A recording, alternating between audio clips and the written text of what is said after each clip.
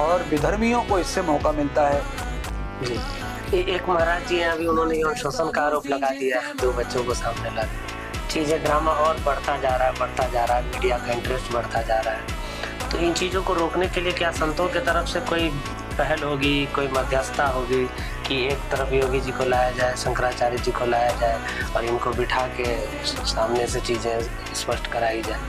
नहीं, ये बहुत अच्छा है आपका प्रश्न और ये पहल होनी चाहिए। ये ऐसा अगर विवाद है तो जैसे मानो लड़ाइयाँ तो होती हैं, अभी पाकिस्तान से लड़ाई हो चुकी है हमारी, चीन से बार बार होती है और समझौते भी होते हैं।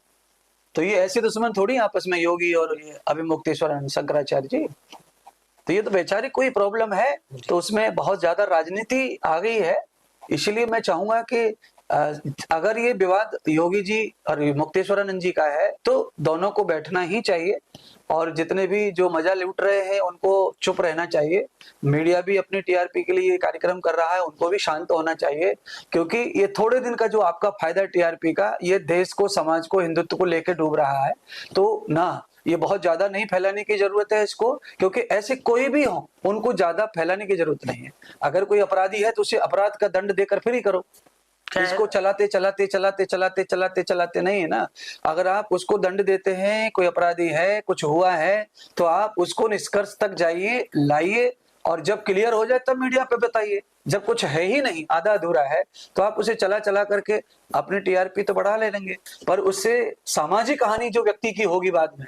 मान लीजिए ये अभी जो चला रहे हैं, बता रहे हैं, अगर ये नहीं निकला, जी जी, मान लो अभी शंकराचार्य जी निर्दोष निकले इसमें, तो जो छवि बिगड़ी है उस छवि को कौन वापस करने जा रहा है? उनको, उनका जो थूथू हो रहा है कौन वापस करने जा रहा है? शंकराचार्य जी को लोग गाली देके चुप घर में बैठ गए बोल करके, उन्हें कौन वापस करने जा रहा है? योगी जी को किसी ने उल्टा सीधा बोल दिया, उन्हें कौन वापस करने जाएगा? कहाँ कहाँ पकड़ते घूमेंगे लोगों को? तो ये जो कमेंट्स हैं ये बढ़ते जा रहे हैं ना सोशल मीडिया की वजह से। इसीलिए जितना हो सके जल्दी से जल्दी ये मसला खत्म होना चाहिए, और समझौता ही धर्म की नीति है। उस नीति को अपनाकर, संत को सरल स्वभाव माना गया है, निर्मल माना गया है, तो दोनों पक्ष जो भी हैं, इसमें अभी क्लियर भी नहीं है कि अभी मुक्तेश्वरानंद का दुश्मन कौन है, ये क्लियर नहीं है।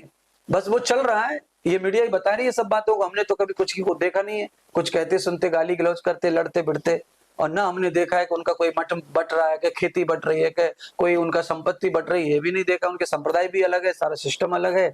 पर बस यही है कि एक पार्टी बस इस तरह का विवाद ये फैलाया जा रहा है, और इसमें बीच के बिचौलिया ज्यादा इसको बढ़ा रहे हैं और आग में घी डालने का काम कर रहे हैं। तो सनातन और हिंदू धर्म की रक्षा के लिए इन चीजों को शांत जितना जल्दी किया जा सके उतना ही अच्छा।